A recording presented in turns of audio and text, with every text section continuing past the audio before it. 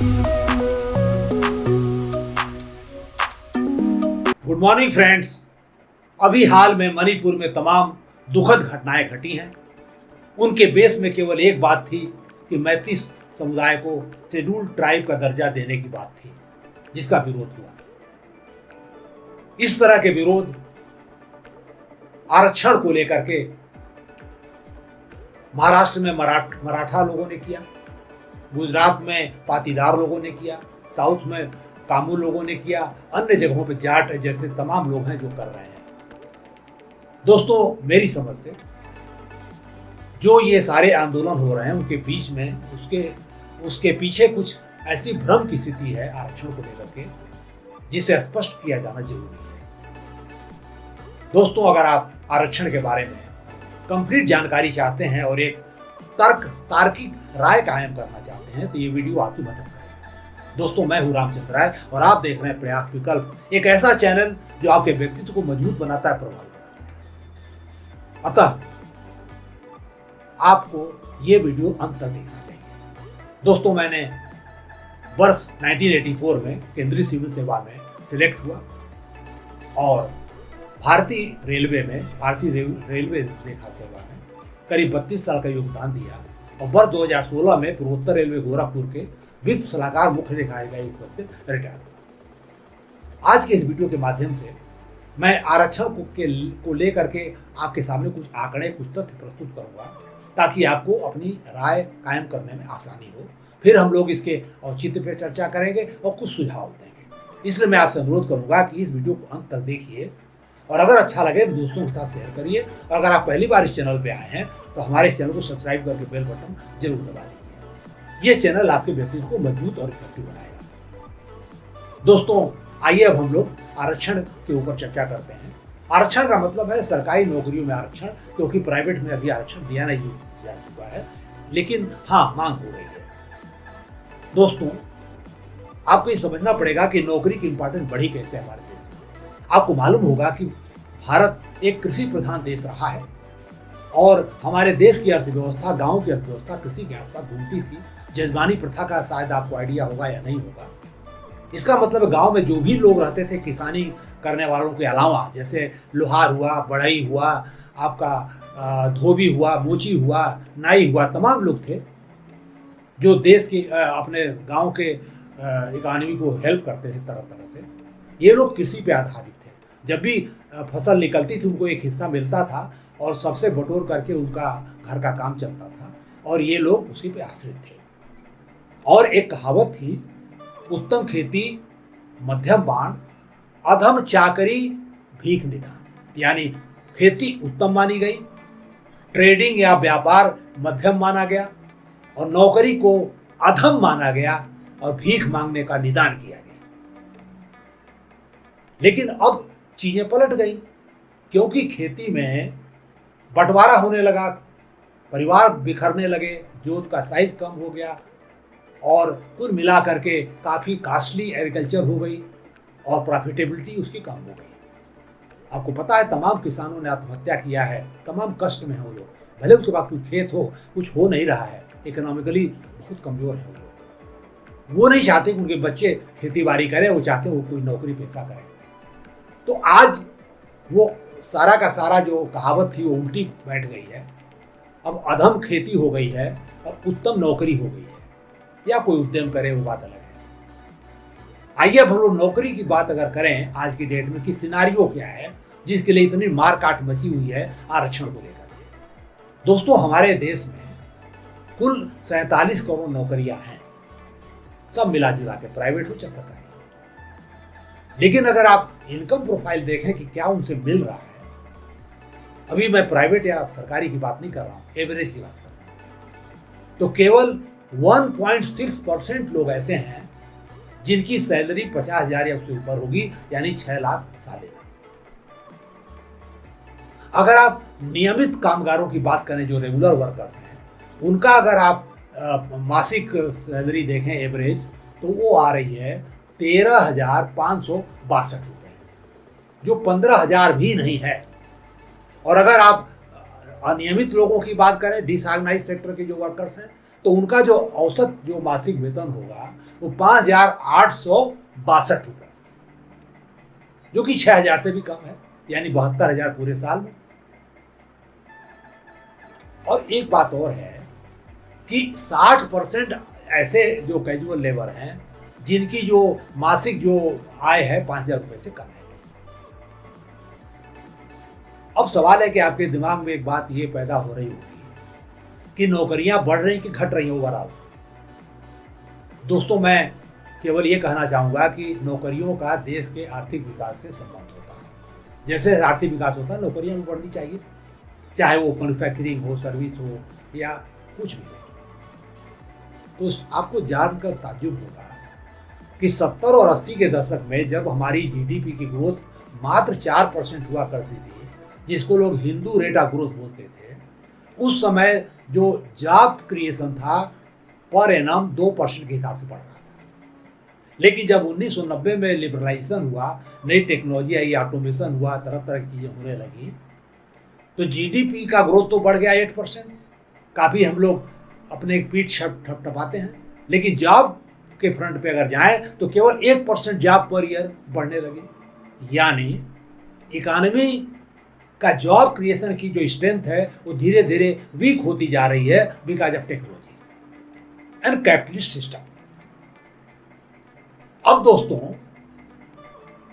अगर हम सरकारी नौकरियों की बात करें तो सरकारी नौकरियां मात्र 2.15 करोड़ हैं, जिसमें से 10 लाख लगभग पब्लिक सेक्टर में लोग काम कर रहे हैं, 47 लाख के आसपास केंद्र सरकार में, बाकी स्टेट्स में। लेकिन एक आप चीज समझ लीजिए कि इवन केंद्र सरकार का एक ग्रुप डी एम्प्लॉय जो लोएस्ट बेसिक पे ज्वाइन कर रहा है, 18,000 बेसिक ज्वाइन करता है, और आज सारे भत्ते अगर जोड़ लीजिए तो 30,000 से ज्यादा उसको मिल रहा है। और आपने देखा कि ओवरऑल देश का जो प्रोफाइल है 1.6% लोगों की तनख्वाह केवल 50,000 से ऊपर है। कहने का मतलब है कि सरकारी नौकरियां हैं तो कम, लेकिन अच्छा पेमेंट हो रहा है। ऑन एवरेज मैं बात कर रहा हूं, हो सकता है प्राइवेट में कोई 2 करोड़ भी पा रहा हो, 20 लाख महीने भी पा रहा हो, लेकिन जनरली लोग कम पाते हैं।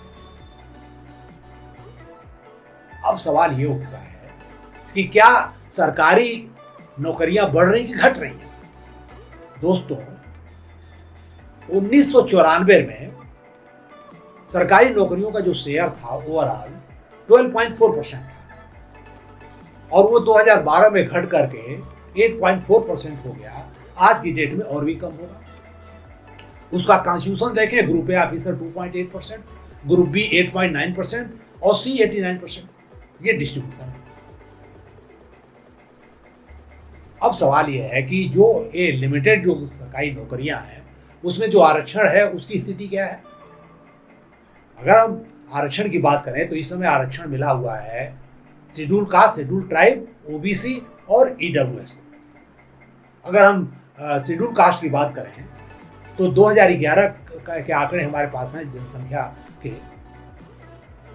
सेंसस के, उनमें इनकी जो पॉपुलेशन का शेयर था 16.6%। अगर आज हम उसको प्रोजेक्ट करें तो 20% करीब होगा, लेकिन इनको जो रिजर्वेशन हम दिया है वो 15% है, और एक्चुअल रिप्रेजेंटेशन उनका जो है 12.86% केवल है, यानी 60 फॉल है। यानी 20% लोग 15% पोस्टों के लिए कम्पीट कर रहे हैं। शेड्यूल ट्राइब में आ जाइए, 2011 में इनकी जो जनसंख्या थी 8.6% थी, जो शायद आज 10% के आसपास होनी चाहिए। अगर सेंसस होगा तो शायद डाटा आएगा। इन 10% लोगों को आरक्षण जो मिला हुआ 7.5% मिला हुआ है, और एक्चुअल अगर रिप्रेजेंटेशन की बात करें तो वो मात्र 5.64% है, जो कि काफी कम है उनके शेयर से। ओबीसी की बात करें तो इनकी जो जनसंख्या थी 2011 में 42.2% थी, जो आज शायद 49-50 होगी। कुछ कह नहीं सकते, लेकिन इससे ज्यादा ही होगी। और उनको कितना आरक्षण मिल रहा है? 27%। और उनके रिप्रेजेंटेशन की अगर बात करें एक्चुअल तो 16.88% है, यानी 10% का शार्टफॉल है उनके यहाँ। तो यहाँ पर करीब 50% पॉपुलेशन वाला ग्रुप जो है 27% पोस्ट के लिए कम्पीट कर रहा है। ईडब्ल्यूएस को 10% दिया गया है, वो जो है 2019 में दिया गया। शायद ओबीसी में जो शॉर्टफॉल है उसका एक और भी रीजन है कि 1992 में ये चीज़ शुरू हुई, इस वजह से शॉर्टफॉल ज़्यादा है। अगर आप आ जाइए जो अनरिजर्व कैटेगरी है, जनरल कैटेगरी जो हमेशा मांग करती है कि इसको समाप्त किया जाना चाहिए, सब वो सब है, उनकी जनसंख्या 2011 में 27.2% थी। आज शायद वो घट के 25 हो गई होगी क्योंकि उनके बच्चे कम हो रहे हैं और उनको जो पोस्टें उपलब्ध है 40% है। मैं मानता हूं कि शेड्यूल्ड कास्ट, शेड्यूल्ड ट्राइब या ओबीसी के कुछ कॉम्पिटेंट ऐसे अभ्यर्थी होंगे जनरल मेरिट वाले जो भी इसमें इंक्लूड हो जाते हैं, लेकिन कुल मिला जुला के 5% अगर उनको हम मान भी लें तो 25-30% लोग 40% पोस्टों के लिए कम्पीट कर रहे हैं। कंपटीशन यहाँ ज़्यादा है, वहाँ ज़्यादा है। तो इस भ्रम में आप मत रहिए कि जो शेड्यूल कास्ट, शेड्यूल ट्राइब के लोग हैं वो बिना मेहनत के जॉब पा जाते हैं। उनके अंदर आपसे ज़्यादा कंपटीशन करना है।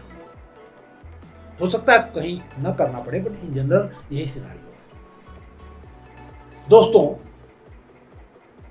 ओवरऑल अगर हम देश की स्थिति पर विचार करें तो 30% लोग ऐसे हैं देश के जिनके पास 90% वेल्थ है पूरे कंट्री में, और जो 70% बच गए उनके पास मात्र 10% है।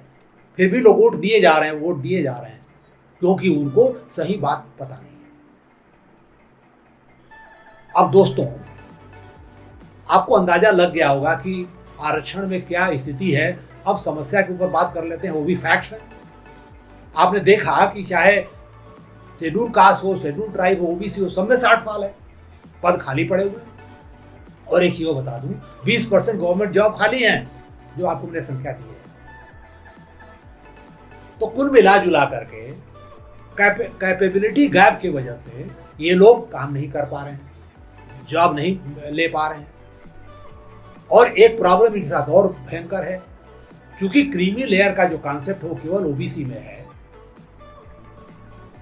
वो जो है न तो एसटी में है न एसटी में है। तो कुछ ऐसे परिवार उनके हैं जिनको बार बार लाभ मिल रहा है, बिकॉज उनकी बेटर कंडीशन में पा गए। बाप आईएएस बन गया तो बेटे को ऑलरेडी उसने कैपेबल बना दिया, वो पा गया, फिर ऐसे ऐसे करके एक जियोमेट्रिकल प्रोग्रेशन में उनको लाभ पहुंच रहा है। और उन्हीं के जो भाई बंधु हैं, उन्हीं के वर्ग के लोग हैं, वो पूरी तरह वंचित हैं। तो उनके अंदर जबरदस्त कैपेबिलिटी डिस्पैरिटी है, जो कि शायद जनरल कैटेगरी में उतना नहीं है, क्योंकि सब लोग लगभग एक जैसे हैं। कुछ लेवल फील्ड यहाँ ज़्यादा है, वहाँ कम है। एक बहुत बड़ा एक ड्रॉबैक है करंट सिस्टम का। मैं आरक्षण के खिलाफ नहीं हूँ, लेकिन सही तरीके से दीजिए, इस तरीके जिनके लिए बना है उसको मिले कम से कम। दोस्तों, अब आपको पता चल गया कि क्या वस्तुस्थिति है। तब आइए हम लोग थोड़ा औचित्य के ऊपर शार्टली डिस्कस कर लें। पहली बात, अगर आध्यात्मिक दृष्टि से हम देखें, स्पिरिचुअल सेंस में देखें, तो व्यक्ति व्यक्ति के बीच में कोई अंतर नहीं है। हमारे यहाँ कहावत है कि सभी लोग परमात्मा के ही अंश हैं, उसी के पुत्र हैं। तो कोई छोटा बड़ा कैसे हो गया, कोई ब्राह्मण, क्षत्रिय, वैश्य और शूद्र कैसे हो गया? हमारे यहाँ कहा गया है कि ब्राह्मण जो है ब्रह्मा का मस्तिष्क है, भुजा उसकी क्षत्रिय है, पेट उसका वैश्य है और पैर उसका शूद्र है।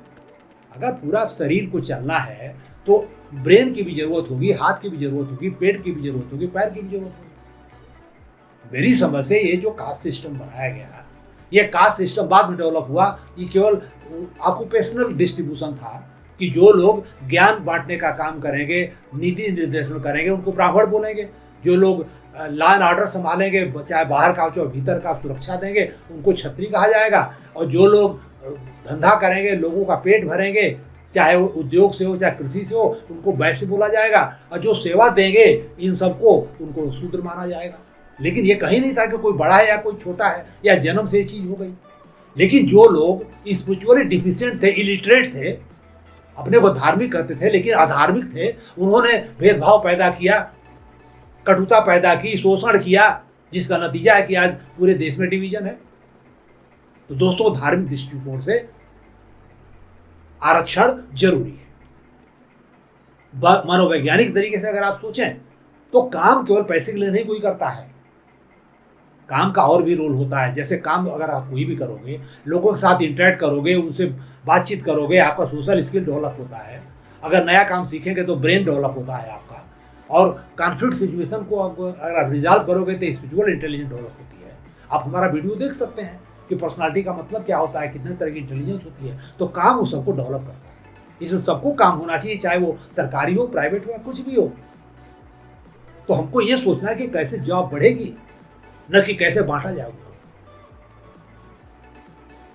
दोस्तों, जो ऐतिहासिक रीजन है वो हमने डिस्कस कर लिया। शोषण हुआ है, तमाम चीजें हुई हैं, उसका एक बहुत लॉन्ग हिस्ट्री है, उसमें जाने से कोई फायदा नहीं है, ये तथ्य है।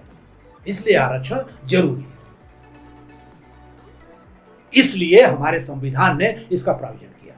लेकिन ऐसा नहीं कि जब हम स्वतंत्र हुए तभी सोचना शुरू किया।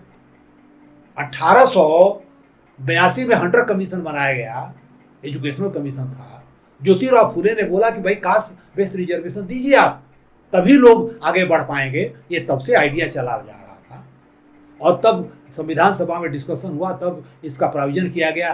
पहले थोड़ा कम था, फिर बढ़ाया गया, बाद में ओबीसी ऐड किए गए, ईडब्ल्यूएस ऐड किए गए। पूरा इतिहास है, मैं उसमें नहीं जाना चाहूंगा। दोस्तों, अब सवाल यह है कि आरक्षण को आगे बढ़ाना तो कैसे बढ़ाना है। पहली बात, कैपेबिलिटी बिल्डिंग जरूरी है। तैयारी है नहीं, आरक्षण लगा दिया आपने। एजुकेशनल सिस्टम टोटल बैठा हुआ है हमारे देश का। बच्चों को डेवलप नहीं किया जाता है, चाहे वो किसी भी कास्ट के हो, बिना डिस्क्रिमिनेशन के सबको कैपेबल बनाना है। और जो डिप्राइव कैटेगरीज है उन पर स्पेशल ध्यान देना है, फ्री कोचिंग देनी है, कैपेबिलिटी बिल्डिंग करनी है, ताकि वो लोग compete कर सके, अपने हक को हासिल कर सके। थ्योरेटिकल बात करने से काम नहीं चलेगा। तो पहले एजुकेशन सिस्टम को, स्किल डेवलपमेंट सिस्टम को हमको स्ट्रांग करना पड़ेगा, तभी इफेक्टिव हो पाएगा आरक्षण। दूसरी चीज, हमको क्रीमी लेयर का कॉन्सेप्ट लाना पड़ेगा, चाहे वो एससी हो, एसटी हो, चाहे ओबीसी हो, कहीं भी हो। और जब हम क्रीमी लेयर की बात करें तो ये ध्यान रखें कि देश की आर्थिक स्थिति क्या है। जहाँ 70% लोगों के पास 10% प्रॉपर्टी है, जहाँ 1.6% लोगों की जो मासिक आय है 50,000 से ज़्यादा है, वहाँ पर आप 8 लाख 10 लाख का क्रीमी लेयर का लाने का क्या मतलब है। तो ये पॉलिटिकल मामला नहीं होना चाहिए, ये तार्किक मामला होना चाहिए। तो दोस्तों, मेरे हिसाब से अगर हम कुछ स्टेप ले लें, क्रीमी लेयर को प्रॉपरली डिफाइन करें, इम्प्लीमेंट करें, कैपेबिलिटी बिल्डिंग करें, और एक सौहार्दपूर्ण वातावरण में आरक्षण का लाभ लिया जा सकता है। इन्हीं शब्दों के साथ मैं अपनी बात समाप्त करूंगा। चलते चलते आपसे दोबारा कहूंगा कि अगर वीडियो अच्छा लगे दूसरों को शेयर करिए और हमारे चैनल को सब्सक्राइब करिए। एक बात और, हमेशा कोशिश करिए अच्छा देखें, अच्छा पढ़ें, अच्छा सुने, ताकि आपके अंदर अच्छी चीज आए, आप बेहतर बने, आपका व्यक्तित्व बेहतर बने और सफलता का चांस बेहतर हो। दोस्तों, हमें सुनने के लिए बहुत बहुत धन्यवाद। मैं उम्मीद करता हूं कि ये वीडियो आप वायरल करेंगे और जरूर करेंगे। बहुत बहुत धन्यवाद।